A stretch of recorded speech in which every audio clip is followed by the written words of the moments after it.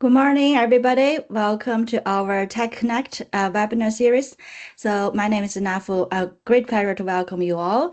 And today we're going to share the survey, industry landscape survey report for year 1, 2025, focus on the skills and gaps and perceptions. So to all of you, very welcome. And joined by join myself, we have, I introduce all the panel later on. So today is about the TechNet project. So I will share a little bit overview with you about our project. And after that, I will share with you the survey results from Industry Landscape Survey 2025. And then we welcome the panel discussion from the industry perspective, joined by Brandon, Natalie, Laura, and Julia. And then we close by any question. If you have any questions, please put in the chat. So what is about the project? So TechNet project is funded by the EU and European Union under the Horizon Europe framework. The project aimed at enhancing our understanding of how advanced digital technologies affect human skills. As you know that we have more and more advanced technologies where the technologies have been evolving, and then our hypothesis is that humans need to evolve, co-develop, co-create, and co-evolve with the technology to complement each other. We do not want to see technologies take over human, replace the human at work or replace the jobs. But if we human do not evolve, and then we will be in a very disadvantaged place. So that means the whole project is to understand how technologies and human co-evolve together. How do we do that? So we have industry landscape survey every year. Today we're going to share 2025. And then we also conduct in-depth case studies in the healthcare sector. We have hospitals from Spain, Sweden, Netherlands, and Ireland. From 4 countries, we focus on the robotic process, computing vision, where we look at the different technologies, look at how professionals, doctors, nurses, and managers interact with the technology. We look at individual, job level, department level, organization level, technological level, different factors, So our output will involve a concept, because it's a new concept, human tech complementarity index. And with that, we developed that based on desk research, literature review, and also case studies and also industry survey. So after that, we look at, I think we move to the next slides, maybe the next one. Yeah, thank you very much. And then, so the whole concept of human tech skill complementarity, where we talk about human skills and technology skills co-evolve with each other. Our output involved a very new concept, human tech complementarity. And based on our lot of data from the industry survey and case studies, we're going to provide a validated human tech skill complementarity index. Based on the index and based on the data, we establish a predictive model. We want to find out what factors can contribute to increase or decrease human tech skill complementarity. Why do we do that? Because we do not just want to stop or pause where what we have found. We really want to help industry or support industry to find out the factors that can help to increase human and technology complementarity. By doing that, we can drive changes, real changes, cross technology design, cross teams, cross jobs, cross skills, and to help organization grow. And then after that, we will be able to scale the outcome to strengthen the human tech skill complementarity. So that's about our project. We are currently running the industry survey again for 2026. We will post, you can scan the QR code for people attending our webinar. Thank you so much for your support. And we also will put the survey link into the chat. So that's our survey 2026. But now let's look at what we have found in 2025. So survey results. As we say, this is a very rigorous research project. across 3 years, 9 partners, 4 countries. And for the industry survey design, we first conducted desk research, look at the current, EU surveys, CITFOP, OECD, other, surveys, look at industry report. After that, we, did very extensive peer review on the survey. We did a pilot testing, and then we start data collection. Now look at who are our participants. So on the next slide, thank you. You can see that in the first year, we have almost 400 responses from 34 countries globally. So it's a very, very extensive, participant pool. From gender-wise, we have, slightly higher female, female, sorry. And then we have from, age profile between 26 and 35 is the majority, almost half. And then in terms of sector, we have a slightly higher private sector. In terms of job levels, we have almost a half of employees. We also have the other half of managers from the line manager level to senior manager level. And then if you look at OECD professional, so we have professionals, manager, directors. And again, those shows that those are the participants who interact with the technology a lot at their work. So this is our demographic. Next up, I'm going to show you the main finding. First, what technologies, advanced digital technologies have been used? And this chart gives you, from orange, which is never, to, purple is always. As you can see that cloud computing has been used and AI 92%, which is not surprising. And then followed by Internet of Things, big data, robotic process automation, and quantum computing, which is probably least used by professionals, which makes a lot of sense. Particularly want to indicate 92% use AI. In this we conduct data in early 2025. So that shows you, but now I think probably the percentage is higher. And then next, we're going to show you the use technology, and then what is the impact of these technologies at work, at employee outcomes. We collected data from both employees and managers. So from, there's some, consistency between managers and employees, but also there's some gaps between them. So if you look at the first, productivity, both employees and managers share the same, where 82% of them agree the technologies have a big impact, positive impact on productivity. On job satisfaction, and there's a gap where employees actually more optimistic, where they think advanced technology have a more positive impact on job satisfaction, where managers think less 10% of managers are less optimistic about that. Both employees, managers agree actually using technology to enhance creativity. Again, creativity is a key human skills we are looking at in this study. For overall employment, and managers think that 61% think that actually technologies can enhance, improve employment, where employees perceive, much lower. So the gap actually indicate based on our observation through executive education, through teaching, through interact with the industry, where we do see the gap where senior managers would like to bring in new technologies, but people, frontline employees, are concerned if they will be replaced by technology. So that gap, we really need to close through effective communication, where you will hear more from our industry panel later on. For management effectiveness, there's another gap where managers think technologies can improve management effectiveness, where employees didn't agree so much.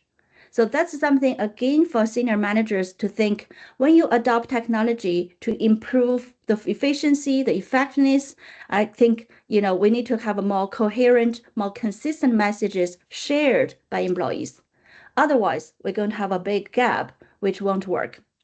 For health and safety, both parties, managers, employees, think, it helps, but not, not that much. 1/3 of each category agree on that.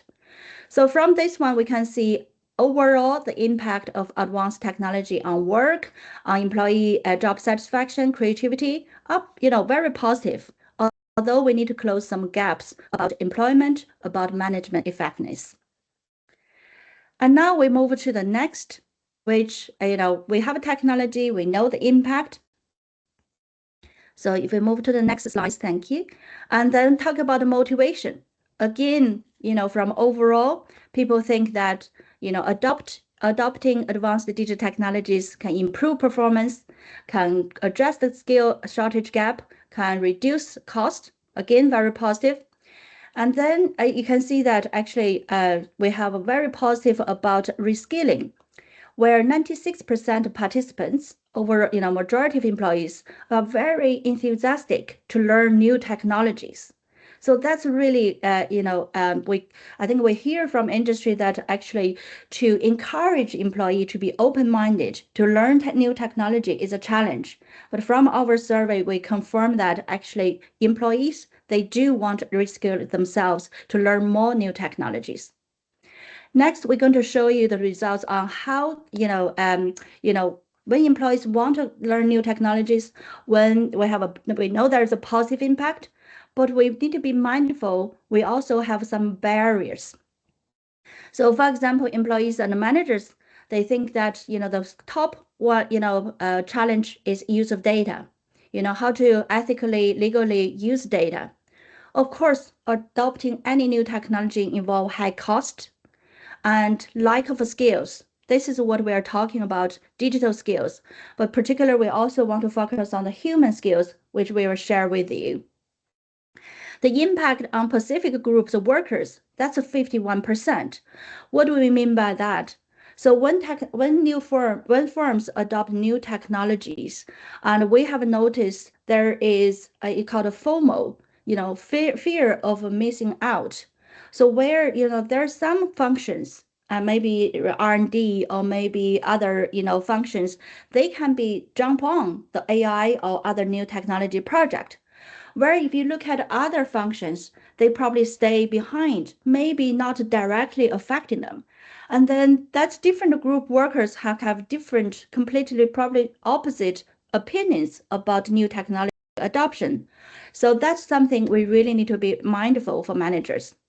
Of course, government regulation, potential job losses. As you can see that the barrier, a lot of from reports, other, people's observation, we think the potential job loss, particularly in the media, is really big a barrier. But then if you look at this, our picture, we demonstrate actually is the use of data, high cost, lack of skills are really top three barrier. Potential job loss, I think is ranked the last, and I think that's signals to the company that we do need a communication, we do need a minded government regulation, and also need to try to close the gaps between different functions. That requires companies, particular senior managers, to send signals and to have effective communication to, remove or not reduce people's fears about job losses, reduce people's fear about, okay, what if I'm not in that particular group, to have a close contact with advanced technology. So we know the impact, we know the motivation to adopt tech, we know the barriers, and now we think about how do we reskill our employees, by addressing the skill gaps. First, we look at how, manager survey to look at how companies are doing it. As you can see, only 1/4 of companies using workforce reduction. And then 63% of companies are hiring new workers to address skill gap. And 72% of companies are returning or upscaling internal staff. And then 83% indicate adopting new technology. Again, that's come up to our human tech skill complementarity concept. If companies reskill and upscale current staff to co-develop, co-evolve with the technology, and then that involves probably redeployment of workforce rather than reduce workforce through redundancy. So that's another key finding for firms that, through different variety, huge variety of strategies to address skill gaps. Great. So hopefully that you get some idea about our findings. And this is my last key finding to share with you. We talk about human skills and technological skills complement with each other. 85% of both managers' employees, very consistent message, agree that human skills such as creativity, interpersonal skills, leadership, communication, they are becoming more important in this whole digital technology adoption. So we think that human skills are very important. And then if you look at companies, training focus. So for the top one is human skills. The bottom one is digital skills. So the orange is extensive provision. The what do you call that? Red part, extensive provision by manager. So we have different view. So this is a simple chart, but tell a lot of information. First one we can see human skills. The training focus on human skills are much less than digital skills. And then the other one, we do see very consistent messages from employees and managers. Both, 27, 28% think their training has been focused on human skills. And then for digital skills, we have very coherent messages that 45, 49 from manager, 45 from employees think the company has been training, on digital skills. That gives us very key takeaway where, when companies adopt tech, predominantly the training has been focused on digital skills, where human skills has been lacking. So our recommendation is that, of course, when you develop digital skills training, our suggestion is that put the human-centric technology into the digital skill training. Vice versa, when you design leadership programs, make sure that you also have a digital skills in that. So that one is the first recommendation about integration. I think that's probably low-hanging fruit. The other one is that do develop more human skills, trainings. And we know that we are in the digital technology adoption kind of a really the big race. And where human skills, we can do that later on. But without, resistance, without resilience, without creativity, without, leadership, and the digital technology could be very challenging to adopt.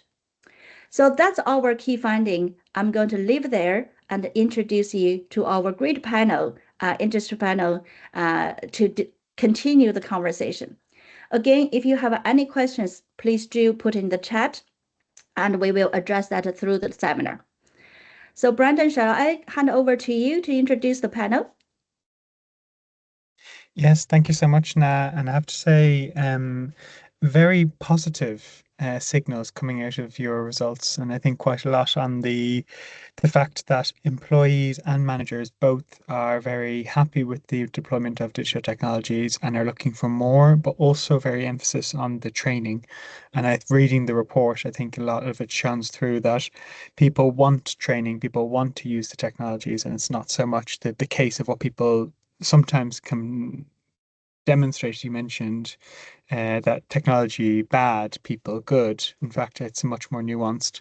And in fact, I think one of the interesting things though is the human skills training is lacking a bit. And I want to pick up on that point of the complementarity that you introduced on with my panel now. So good morning, everyone. My name is Brendan Rowan. I am a managing consultant at BlueSpecs, and I lead the area of tech policy and skills. And within the Tech Connect project, we're providing some of the links between what's happening in the study and what we can do with those results. And that's exactly what the topic of this panel is here today. It's a chance to be able to talk about the practice of what Na introduced and what that looks like in reality and on the ground. So I'm joined on the panel today by Natalie Cole, who's Head of Innovation at Tallaght University Hospital, a voluntary hospital based in the southwest of Dublin. I have Laura Garcia Bermejo, who is the Director of Research and Development at the Research Institute belonging to the Ramón y Cajal Hospital in Madrid. And then from the training side, I'm delighted to have Julia Machino, who is from the European Vocational Training Association, to talk more about the applications there. As Na has said, any questions you have, please put them in the chat and we'll get to them as we go along. But maybe the first thing I want to pick up on is with you, Natalie, on the topic kind of what Na was bringing across was that more and more technologies are coming. People are asking for more and more, and also that it's not that they're also people are reacting, both managers and employees are reacting positively to them. But in the healthcare context, it's quite a constrained environment, and it's very high performing. It's got a lot of high pressure, and in fact, it's a machine essentially, with many different people involved.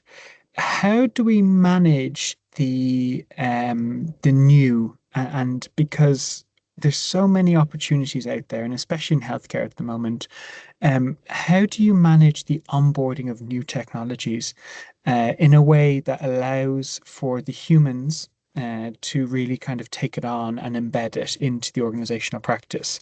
And how on an organizational level do you kind of say, I mean, that's great, but not now. Or yes, let's go ahead. How do you manage that on a organizational level?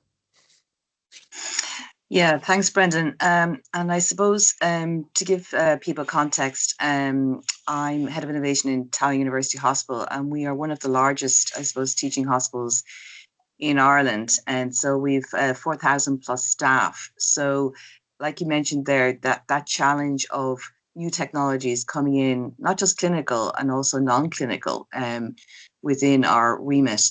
So I suppose this was identified and about 3.5 years ago when I actually joined as the first, I suppose, innovation lead sitting within an acute hospital in Ireland. That we needed to look at this because what needed to be assured is that, as you mentioned, Brendan, we're in a obviously high risk environment.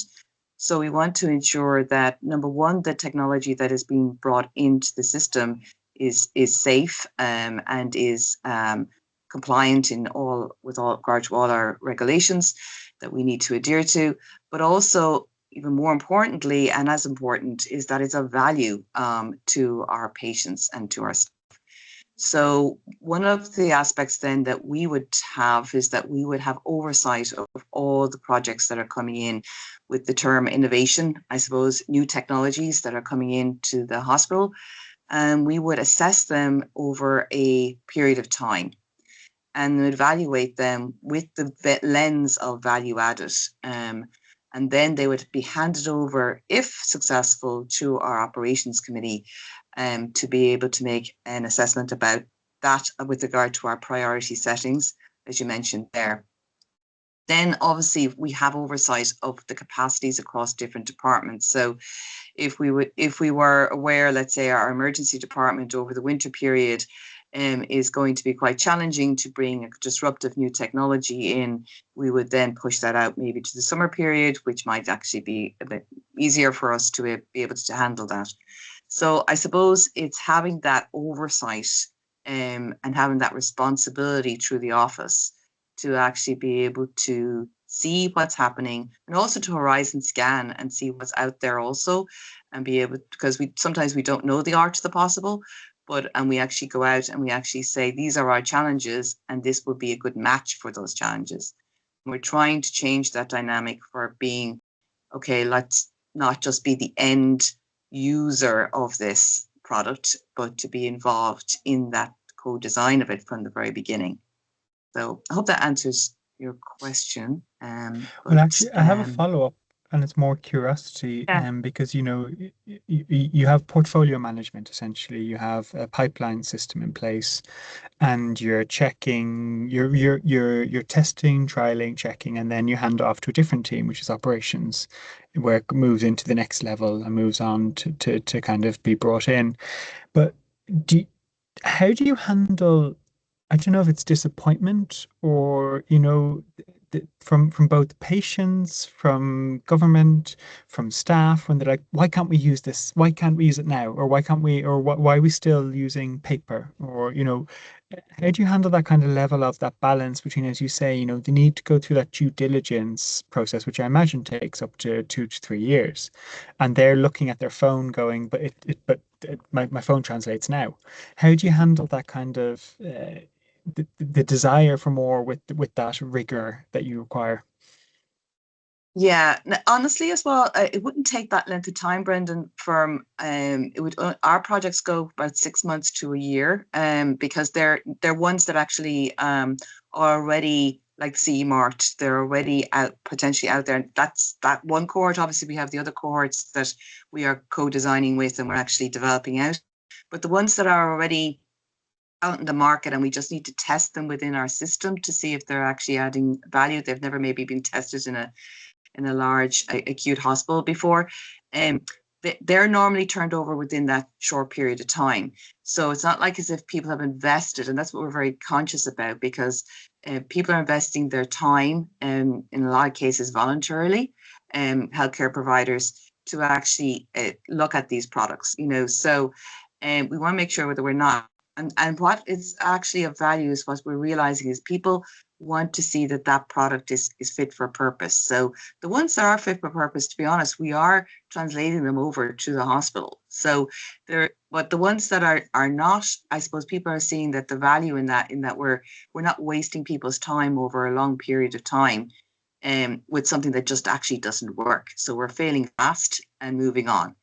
And sometimes as well, the new shiny toy does not solve all the problems that you may have envisioned it was going to solve. And so it's a learning and initiative process with that. So we might say that, okay, it's solving some of our problems, but it's not solving them all. So we need to go back and extend that pilot out for another period of time to solve those other issues. So yes, there is a little bit of pull and tug, but I'm finding that as we're kind of embedded now in the hospital, people are understanding the value of coming through it this route rather than ending up procuring a product that ends up to be very costly and not necessarily meeting that perceived unmet need. So that's Thanks a lot, that's Natalie, where because I we're think going. also what we're looking at in Tech Connect is very around this procurement. You know, how do we procure better? And I think you're referring to this process, which is a parallel almost process, not parallel, but a complementary process that ensures that we do bring in what works and what doesn't work. And I think one of the points that you picked up on there actually was around timing. And that's why I want to talk to you, Julia, from a vocational training point of view. Because the survey results is that everyone wants more training. Everyone wants to be more trained. Now, personally, I don't do any training because I just don't have the time. It's the refrain, as normal. But everyone seems to want it, and everyone's particularly, and I see this a lot, is that everyone wants to be trained in AI, when actually what they have to be trained in is the human skills piece rather than the AI piece. But maybe from a vocational training point of view, healthcare, it's really complicated because it's so many different occupations. It's so many different levels, and that's why we're studying it, because we think it's interesting because it represents almost all of society in one institution or one organization. How does the vocational sector kind of work within a healthcare environment and ensuring that we have the skills, the confidence more so than the skills to take on these technologies, especially given that the what you learn in university is no longer valid after a couple of years because it's all changing quite quickly, as a general comment. So, Julia, maybe from your point of view, how is the vocational sector adapting to this kind of evolution, and how in healthcare do you have any examples from your members that provided there? Thank you, Brandon, and good morning to everyone from me. So, as Brandon said before, I represent the European Vocational Training Association, that is a network organization that has the ambition to give voice to the vet sector. So our members are providers in different sectors, but also other type of actors that are directly or indirectly shaping the future of education and training in Europe. So just to pick your question, Brandon, from a vet point of view, and when it connects with teaching skills in the healthcare sector, I see three main implications. First of all, we must design training around real tasks and not just generic digital skills, especially because we need to take into account not only the technical skills required, but as it was pointed out during the first presentation, also the human skills that are embedded in this. Then a second implication that we see is that we need to treat technology deployment as a learning process and not just as a one-off IT project. It is much more than a punctual kind of training. It refers to a wider process that needs to be undertaken by the learners. And then we need strong partnerships between providers, employers, and competence centers to make this happen. And I like this because it's pretty much connected with a real case that we have in our network. But I first would like to develop a little bit more on some principles that we see very important. So I was mentioning about the fact that we must design training around real tasks and not generating digital skills.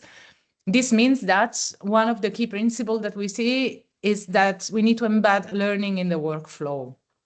There are some, apart from your report, the Tech Connect, I was looking into some findings from CEDEFOP, and I saw that both your report and CEDEFOP data underline that workers engage with training when it's clearly connected to their job tasks, because they see the real value of the training. It doesn't remain theoretical.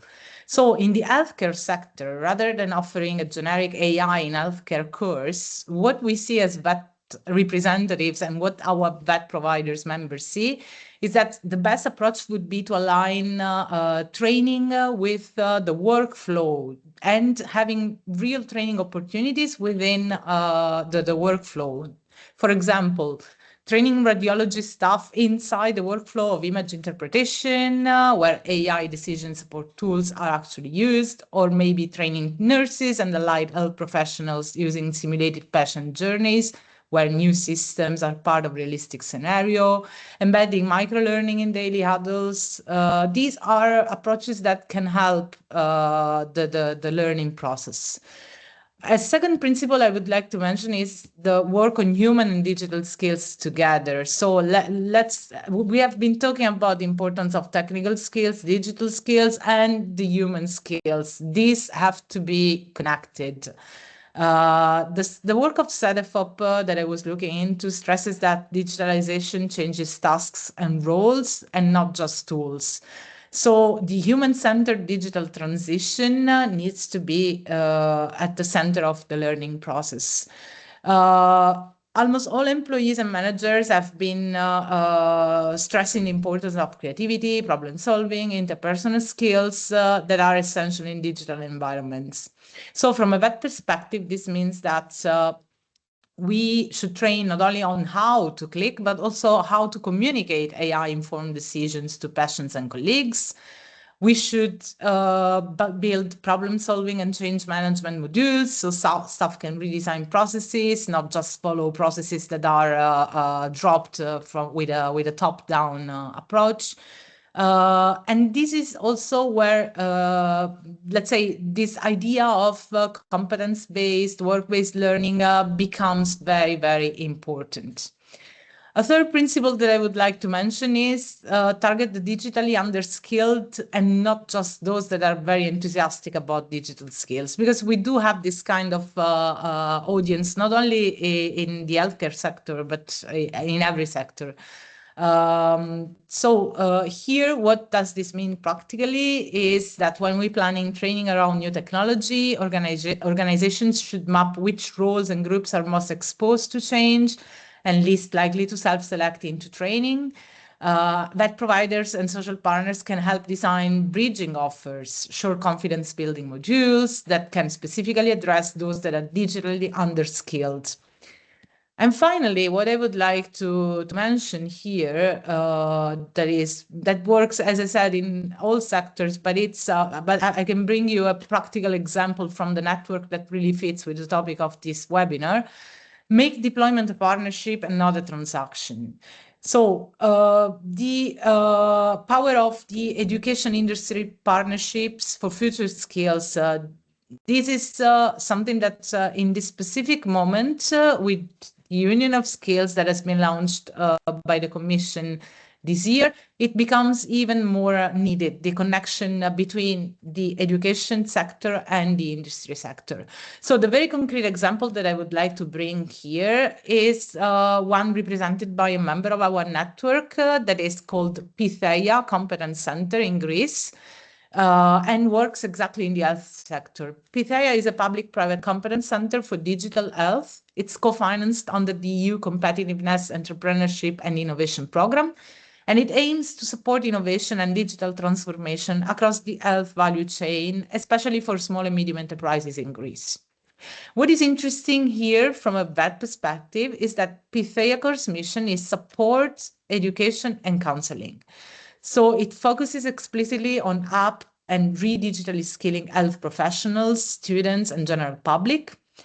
They have a digital education offer that runs interprofessional and transdisciplinary educational programs that are aimed at health professionals, health organizations, pharmaceutical companies, students, and the wider public, and has the goal of upgrading and retraining the workforce. And it also commits to mapping existing activities and educational needs in the health sector and to providing consultation, coordination, and guidance to healthcare organizations to bridge the gap between research and real-world application. So this is exactly an example of what kind of model we need in Europe when it comes about teaching not only digital skills, but also human skills that are embedded in the use of digital technologies. Competence centers that can sit between technology providers, healthcare organizations, and vet institutions. So this is a little bit what I wanted to share today with you regarding the topic. And if you want to learn more about Pythia or about other things, feel free to connect or use the chat for more questions. But I think, Julia, you picked up on, thank you so much for a very kind of precise observations. But I think you picked up on one thing that is very aligned with what we're trying to do in this through Tech Connect, which is the idea that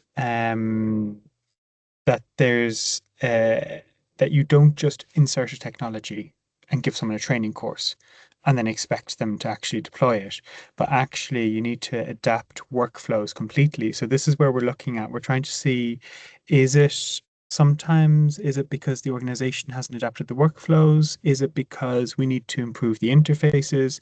Is it because we didn't give a different way of approaching training that you've mentioned, that continuous approach then? I think you really kind of nailed some of the aspects that we're trying to put more color onto.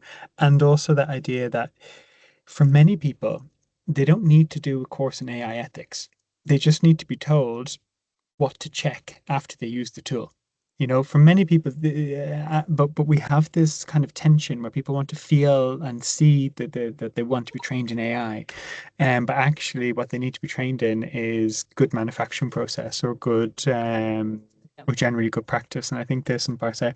But you did mention one part about the kind of how the training can also help bridge the part between the research and the real world. And that's why I want to bring in Laura. So Laura, you're the Director of Research and Innovation Programs at the Hospital Ramón y Cajal here in Madrid. So Laura, I kind of, you've seen everything is how I'd like to put it. You've seen healthcare evolve. And the first question I have for you is less about skills, but more about the kind of going back to what Natalie was talking about, which is that kind of bringing in new into healthcare. How have you seen the healthcare system evolve in the last 10 years in its capacity to bring in more advanced digital technologies? What's your reflection in the last 10 years that you've seen as someone who's come from the R&D, both from a clinical and non-clinical aspects as well? Well, good morning, everyone. And first of all, thank you very much for the invitation to participate in this interesting workshop. I was really impressed because of the data that Nifan shared with us, because somehow put on the table how society is feeling about all this new wave regarding digital tools. As you mentioned, I am scientifically leading an institute based in a hospital. Particularly, I am a researcher, basic researcher, even though the 85% of the researchers in Ramon y Cajal Institute are clinicians. So we are facing the reality every day here in the hospital. And I fully agree with many of the opinions that Natalie and Julia mentioned before, but I want to bring some aspect that we didn't touch yet, answering your question. It's not only a matter of technical skills. I have the impression, answering your question, that, for example, a hospital like Ramon y Cajal, with more than 6,000 people working every day here, is becoming more and more ready from a technological point of view to implement and incorporate technological solutions.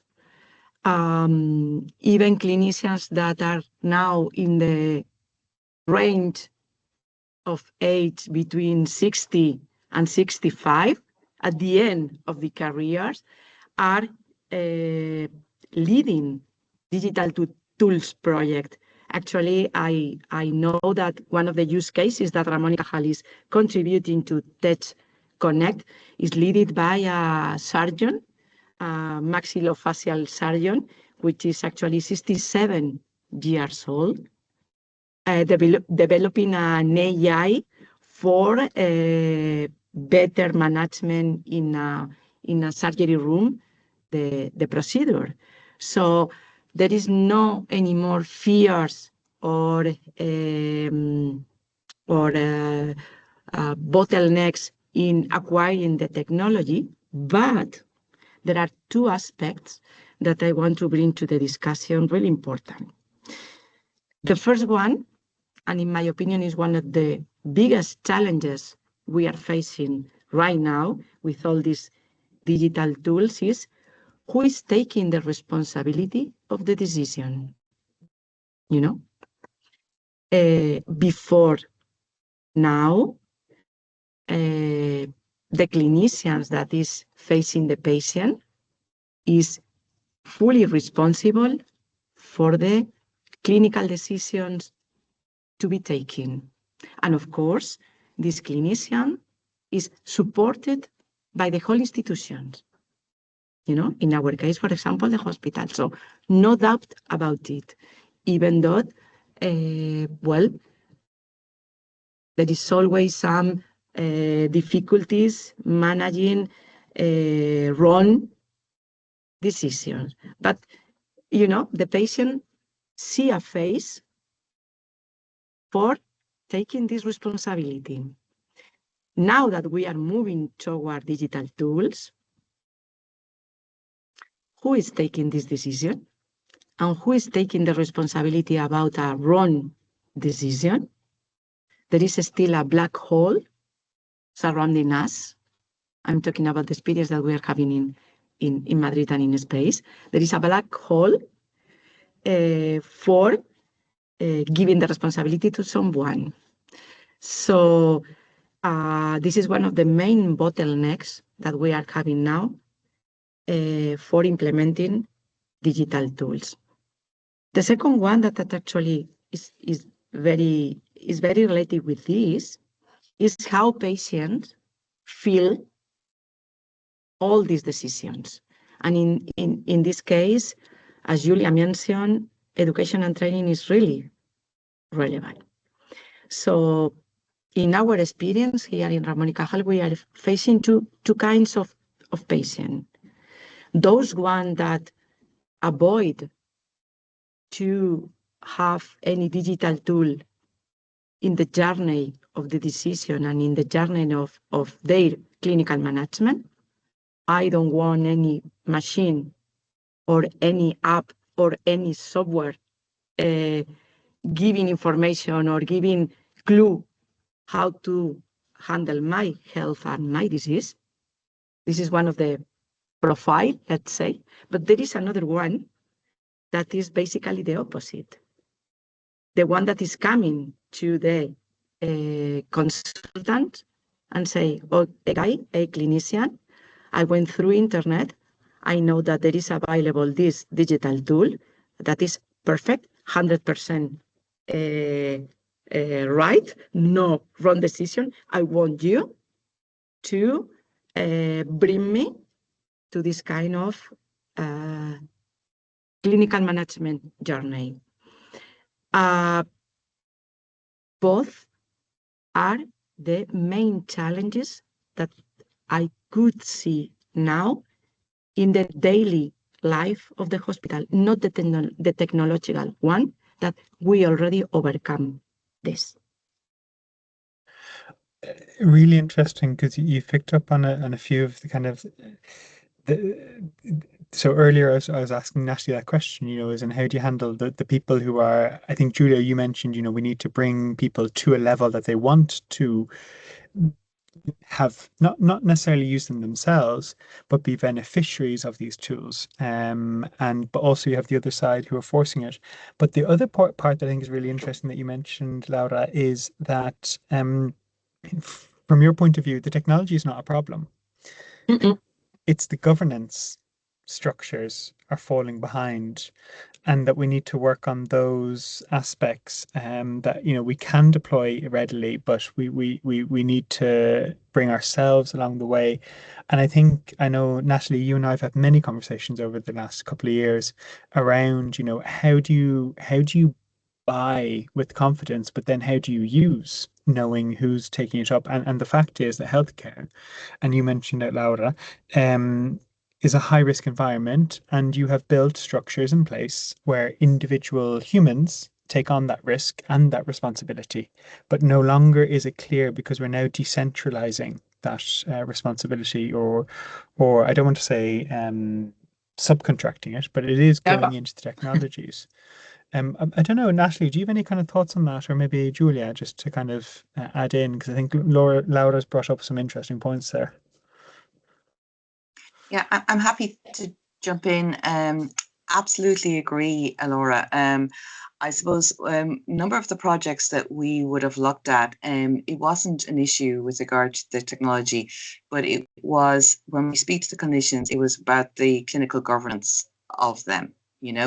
So a prime example we would give was one particular technology, and it was out there, it was out in the system, but people were not using it, and when we actually looked at it, the clinicians basically said, yes, we have a concern about if this piece of equipment didn't work in the middle of the night, or if there was escalations that would come through us out of hours and there was nobody there at the other end to actually be able to receive that. So in fact, what we had to do was more on the process change, and to maybe reassure the clinicians to make sure that at each stage along that process that there was a clinical governance oversight of that. And so that's how we tested over that short period of time, to actually be able to give that evidence back to clinicians, to be able to show them in that kind of sandbox environment, as we call it, over a short sprints of time, over a small cohort of patients, before we kind of talk about rolling it out to thousands of patients, so we take a small subsample of patients.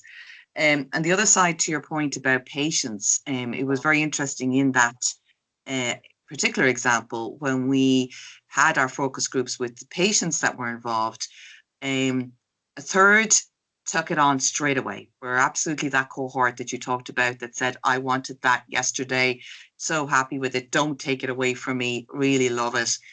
A third did not engage at all, but actually when we actually looked at their engagement with with regard to their healthcare in general, they weren't very engaged in their health condition anyhow.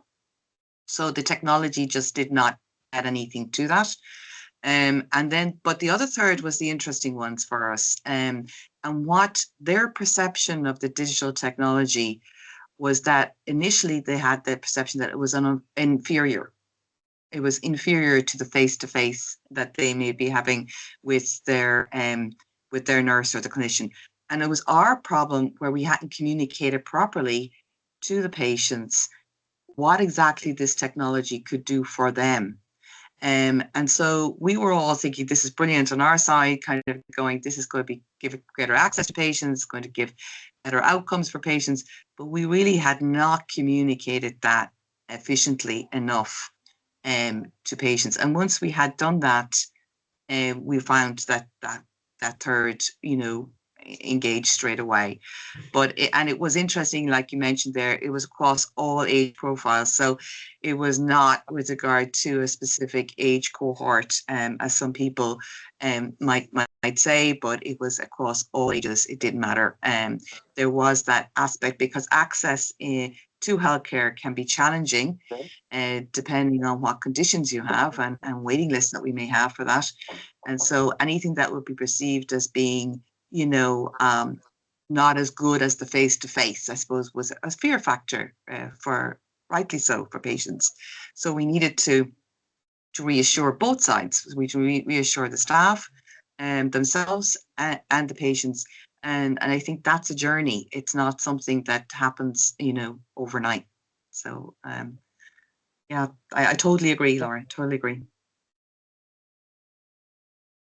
Thanks, Natalie. I think the complexity of healthcare, it's fascinating, isn't it? Yeah. It's great. It's a great place to be in because there's so many contact points. So as you kind of are highlighting, you solve it maybe with the surgeons, and then you encounter problems with the administrative staff, and then you unplug that confidence issue, and then you end up maybe on the patient side. So it is, healthcare is such a responsibility to such a big community, that I think it's very interesting. I don't know if anyone else has any other comments before I go to my kind of next question.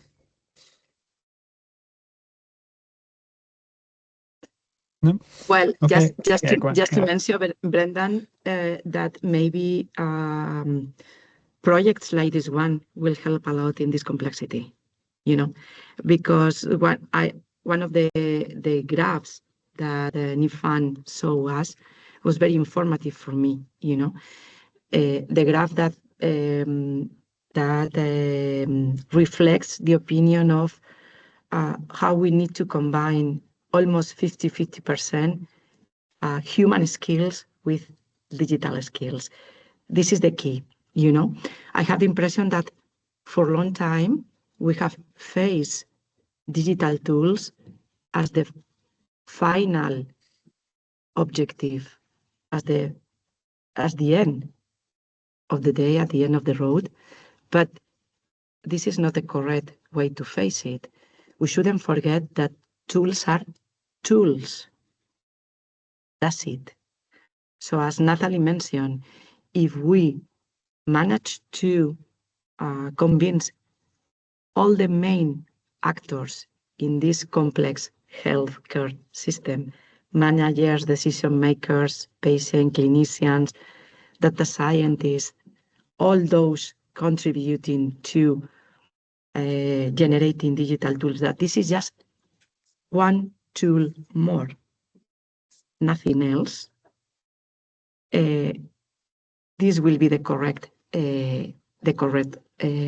road. You have today a PEC-TAC, a biochemical analytic test. You have a digital aid tool. You have all the knowledge that you have acquired as a clinician in academia, and all together give the right answer. That's it.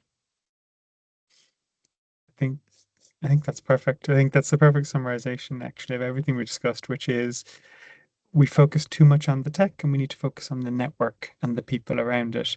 I think my last question to each of you now, because we've got 5 minutes left, is just, it's hard out there for managers. I want to be very, managers are trying to figure out to do the best for their teams, and also to make sure that we keep the train on the tracks, as all this newness comes in. And I think new people have to be brought in and onboarded in transformation, especially in healthcare, where we have a high level of turnover of staff, as well within the sector. What is your advice for managers for the next 2 years? And how to handle all this. Maybe, Julia, I'll go to you first. Sure. Well, first of all, as we have already pointed out, make the human tech complementarity a guiding principle for training. I don't want to spend too many words on this because we have already said it.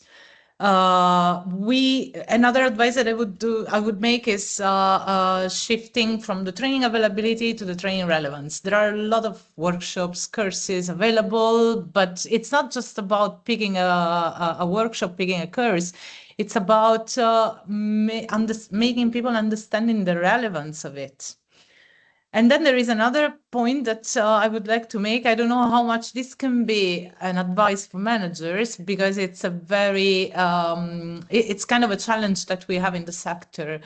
We always believe that all the competencies and skills that we acquire in a formal setting are valuable, but there are so many competencies and skills that are acquired outside of the educational environment, of the workplace environment.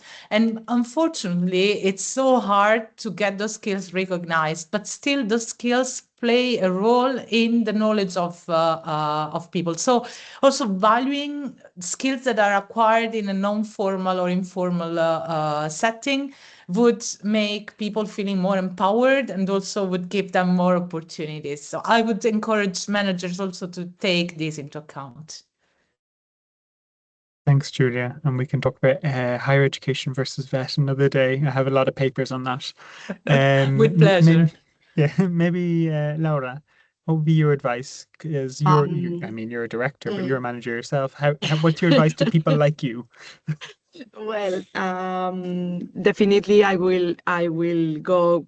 I will go with Julia too in her words, but I will work into things. One is pretty much related with the one mentioned by Julia, is knowledge. I mean, we need to acquire appropriate knowledge, because when you have knowledge, you are able to convince and to transmit the people what you have in the hands. So we need to get training in appropriate knowledge, which doesn't mean 100% technical knowledge. I'm saying appropriate knowledge. As we are scientists, our arguments are based in facts, data, and knowledge. And the second word, even more important, but at least related with knowledge, is trust. We need to build trustful scenarios. And for sure, trust is related with knowledge. So as a manager, if I want my team, and of course the full hospital, to believe in something, I need to give them data and knowledge for proving this is real, this is correct, and based on this, to build trust.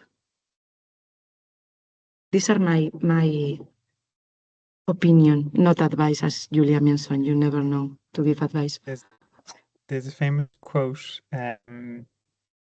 knowledge is knowing tomato is a fruit. Wisdom is knowing it doesn't belong in a fruit salad. And I think what you're getting at there, Laura, is the ability to know the facts, but bring them together in a way that is able to make something effective. And I think that's absolutely the case. Natalie, from you. Yeah, no, I would totally agree with Julia and Laura. I would just add that I think I think it was mentioned earlier about that continuous training and that investment, I suppose, and the value of that. As you mentioned, Brendan, we do have a workforce that's constantly changing, and is one of the factor will be retention and burnout. You know, because basically, if you have a lot of change happening, which we do generally in healthcare, is this aspect of burnout. So what we do also see, though, is that clinicians really want to be engaged in that change.